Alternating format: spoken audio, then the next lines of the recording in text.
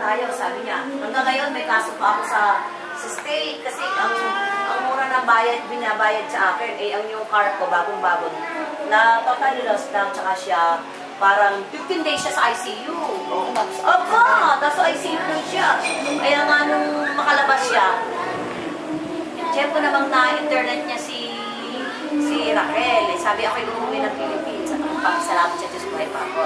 Tapos parang isang buwan siya sa hospital eh. Pwede ayun. Walang bayad doon. Oo. Expecting. Pwede ayun. Nag-chika-chikahan. Kompleto. Sabi ko ano dadali namin, Bessia? Ha? Isa si Bessie mo sa bro. Naka-FB ang address. Hindi ko pa nakukuha. Basta siya nagsulat na nagsulat. Takit-tamad naman magsulat sa hapon. Tapos ako magsulat. Sabi Pero may pamilya siya. Oo. Tapos ng kanyang anak. Board passer na kaya ang anak niya. Board passer ang anak niya. Hindi ko alam kung ano pinuha niya. Kantay ka, sabi ni Mami. Iisang kanyang anak. Board passer at ang kanyang daw asawa. Pa-nurse yung asawa niya. Kantay ka, dali kanta. Talagang gusto mo ng camera na. Kantay ka, dali kanta. Magaling namatay. Lakas mo. Malimutan ko na. Oo, malimutan ko daw. Balo na siya. Government pensioner siya ng pension ng kanyang asawa. Opo, malaking na pero no, kaya natin niya.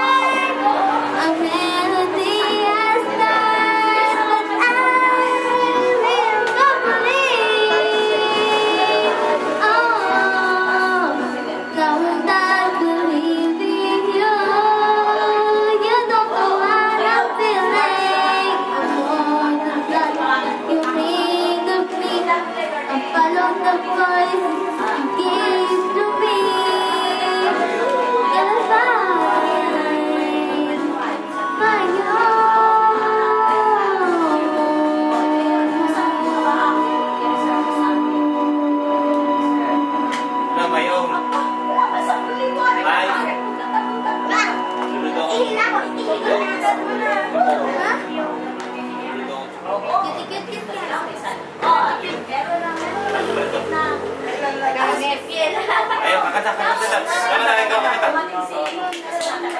Ay, kuya kayo.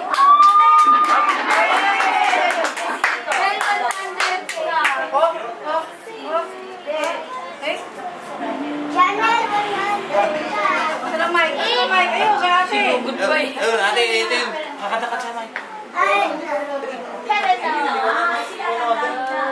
Ayan, ate.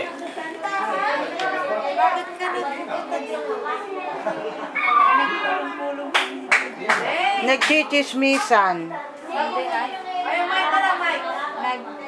Nagkwenta.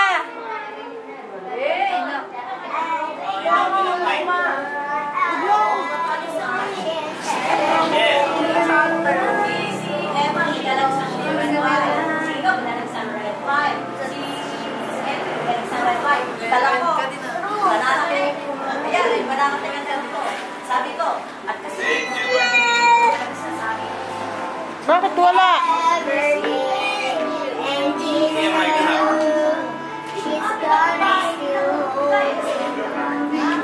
Lakas mo!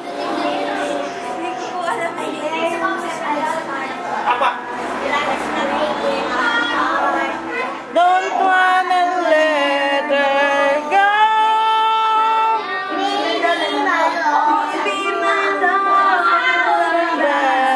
Someday, only heaven knows.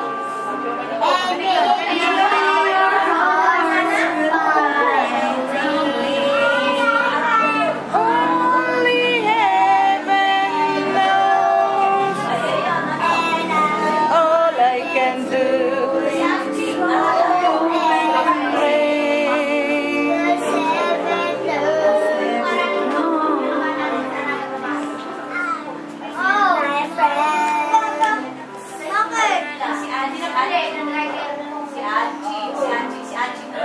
my friends keep telling me